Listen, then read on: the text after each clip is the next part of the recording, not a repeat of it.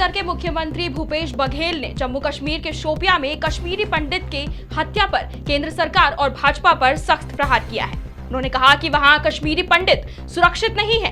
पहले भी कश्मीरी पंडित कर्मचारी और दूसरे प्रदेशों से गए लोग जम्मू में जाकर प्रदर्शन कर चुके हैं।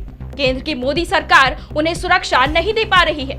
उनकी सुरक्षा की फिर से समीक्षा की जानी चाहिए।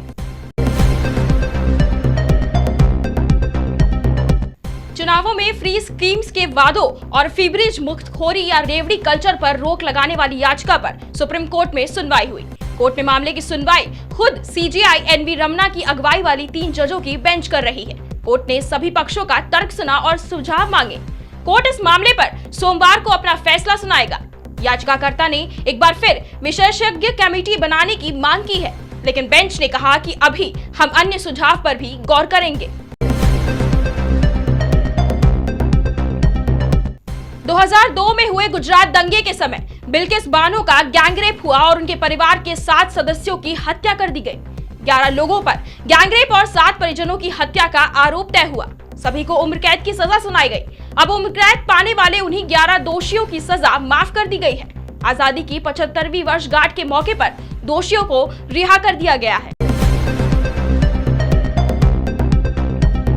दिल्ली में कोरोना वायरस के मामलों में तेजी देखने को मिली है। संक्रमण दर 20% के करीब पहुंच गई। हालांकि पिछले कई दिनों से मरीजों की मौतों में कमी देखने को मिली है।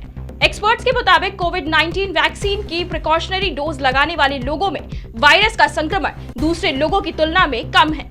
दिल्ली के उप मुख्यमंत्री मनीष सिसोदिया ने स्वास्थ्य विभाग के वरिष्ठ अधिकारियों और जिलाधिकारियों के साथ बैठक की है। कांग्रेस के वरिष्ठ नेता गुलाम नबी आजाद लंबे समय से पार्टी से नाराज थे। उन्होंने जम्मू कश्मीर में पार्टी के एक प्रमुख पद से इस्तीफा दे दिया है, जो अंदरूनी विद्रोह का एक संकेत है। पार्टी ने उन्हें प्रचार समिति का अध्यक्ष बनाया था, लेकिन नियुक्ति के कुछ ही देर बाद उन्होंने पद से इस्तीफा दे दिया। इतना ही नहीं, उन्होंने पार्टी की जम्मू कश्मीर राजनीतिक मामलों की समिति से भी इस्तीफा दे दिया है। गुलाम नबी आजाद कश्मीर के पूर्व मुख्यमंत्री के अलावा केंद्र में मंत्री भी रहे हैं और पार्टी में भी कई महत्वपूर्ण पदों पर काम किया है।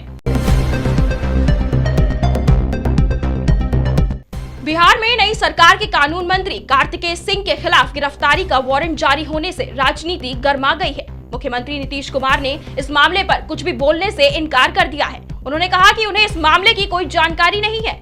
बता दें कि एक दिन पहले ही कार्तिकेय सिंह ने मंत्री पद की शपथ ली।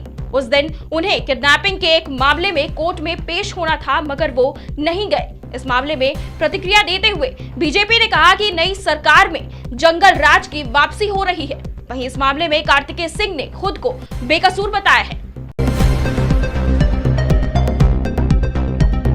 शिक्षक भर्ती घोटाले में पूर्व मंत्री पार्थ चटर्जी की गिरफ्तारी और गाय तस्कर और कोयला तस्करी मामले में तृणमूल कांग्रेस के हैवीवेट नेता अनुब्रत मंडल की गिरफ्तारी के बाद बीजेपी ने भ्रष्टाचार को मुद्दा बनाना शुरू कर दिया है। भाजपा के वरिष्ठ नेता और केंद्रीय शिक्षा मंत्री धर्मेंद्र प्रधान ने भ्रष्टाचार और भाई भतीजावाद के मुद्दे पर ममता बनर्जी सरकार पर निशाना साधते हुए कहा कि बंगाल में भ्रष्टाचार और भाई भतीजावाद चरम पर है। यहाँ नोटों का पहाड़ मिला था। अब टीएमसी इन मुद्दों से ध्यान हटाने के लिए दूसरा मुद्दा उठा रही है। नामी गिरामी स्कूल गरीब बच्चों को एडमिशन देने में आनाकानी कर रहे हैं। शिक्षा के अधिकार के तहत स्कूलों में 25% सीटें आर्थिक रूप से कमजोर विद्यार्थियों के लिए आरक्षित होती हैं। गौतम बुद्ध नगर की बेसिक शिक्षा अधिकारी ऐश्वर्या लक्ष्मी ने बताया कि सूची में नाम आने के बाद भी स्कूल दाखिला नहीं दे रहे हैं। उन्होंने बताया कि शिक्षा विभाग अब तक 75 से ज्यादा स्कूलों को नोटिस जारी कर चुका है, लेकिन वो नोटिस को भी गंभीरता से नहीं ले रहे हैं। नोएडा के नामी स्कूलों की मनमानी को देखते हुए शिक्षा विभाग उप प्रभागीय न्यायाधीश की अध्यक्षता में 3 सदस्यीय समिति गठित करेगा। समिति दाखिले पर नजर रखेगी। आर्थिक स्थिति का सामना कर रहे पाकिस्तान में चीन जमकर निवेश कर रहा है, लेकिन पाकिस्तान में चीनी कर्मचारियों पर हमले की खबरें भी सामने आती रही हैं। इन सब के बीच चीन अपने नागरिकों की सुरक्षा के लिए पाकिस्तान में सैन्य चौकियां बनाना चाहता है। चीन ने पाकिस्तान अफगानिस्तान मार्ग के माध्यम से मध्य एशिया में अपने प्रभाव का विस्तार करने के लिए दोनों देशों में रणनीतिक निवेश किया है। चीन पहले ही ग्वादर में सुरक्षा चौकियों की मांग कर चुका है और अपने लड़ाकू विमानों के लिए ग्वादर अंतर्राष्ट्रीय हवाई अड्डे का उपयोग करने की भी मांग की है। हालांकि नागरिकों पर हमले को देखते हुए चीन ने पाकिस्तान में चौकियों के निर्माण की अनुमति देने का दबाव बनाना शुरू कर दिया है। छत्तीसगढ़ के दक्षिण और मध्य क्षेत्रों में बारिश ने कहर मचा दिया है। भारी बारिश से नदी नाले उफान पर हैं। बाढ़ का पानी रिहायशी इलाकों तक पहुंच गया है। धमतरी जिले के गंगरेल बांध से पानी छोड़े जाने के कारण महानदी उफान पर है। वहीं शिवनाथ नदी भी अपना रौद्र रूप दिखा रही है। बस्तर में इंद्रावती नदी सहित कई नदियों में बाढ़ की स्थिति है। महानदी व शिवनाथ नदी में बांधों से हजारों क्यूसेक पानी छोड़ा गया है, जिससे डाउनस्ट्रीम के जिलों में बाढ़ के हालात हैं।